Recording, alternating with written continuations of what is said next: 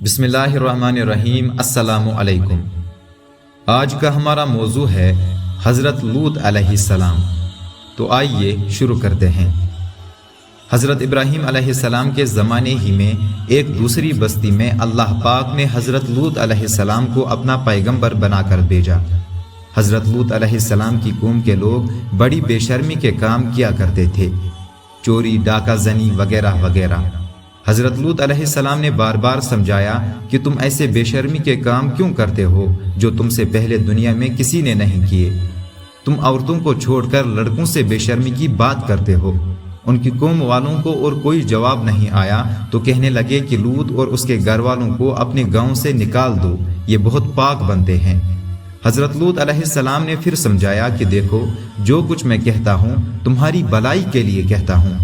میں تم سے یہ نہیں کہتا کہ جو کچھ میں تم کو نصیحت کرتا ہوں اس کے بدلے میں مجھ کو کوئی پیسہ یا مزدوری دو، بلکہ اس کا بدلہ تو مجھ کو اللہ تعالیٰ دیں گے۔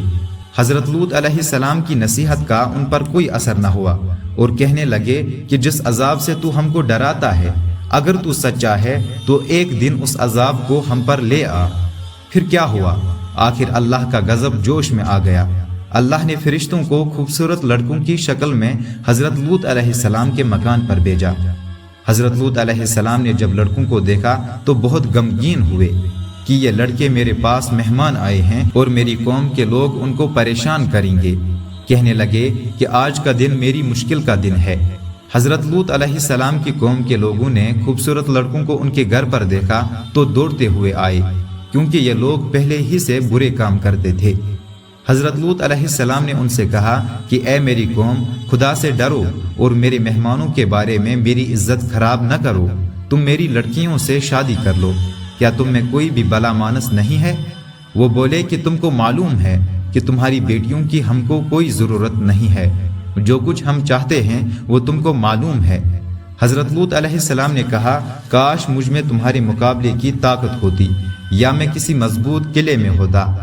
فرشتے جو خوبصورت لڑکوں کی شکل میں آئے تھے انہوں نے حضرت لوط علیہ السلام کو اتنا غمگین دیکھا تو کہا اے لوط علیہ السلام، ہم تمہارے رب کی طرف سے بھیجے ہوئے فرشتے ہیں، یہ لوگ آپ تک ہرگز نہیں پہنچ سکتے۔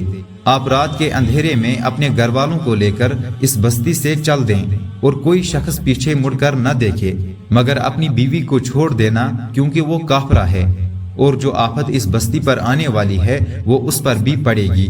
اس بستی پر صبح کے قریب اللہ کا عذاب ہوگا۔ حضرت لوط علیہ السلام خدا کے حکم کے مطابق اپنی بیوی کو چھوڑ کر بقیہ اپنے گھر والوں کو لے کر رات کو اس بستی سے چل نکلے۔ صبح کے قریب اللہ تعالیٰ کا عذاب آیا اور اس بستی پر پتھر اور کنکروں کی بارش شروع ہوئی۔ پھر اس بستی کو اٹھا کر الٹا پٹک دیا اور اسے نیچے اوپر کر دیا، اور وہ بستی جس کے لوگ لڑکوں سے بے شرمی کی باتیں کرتے تھے اور لوط علیہ السلام کے منع کرنے سے نہیں مانتے تھے، سب فنا ہو گئے۔ یہ تو تھی ان کی دنیا میں خرابی، اور دوزخ کا عذاب اللہ تعالیٰ کے ہاں جا کر ملے گا، وہ علیحدہ۔ اللہ تعالیٰ ہم سب کو ایسی بے شرمی سے محفوظ رکھے کہ جس کی وجہ سے اس قدر سخت عذاب آیا کہ زمین کو بلند کر کے الٹا پلٹ دیا۔ آمین۔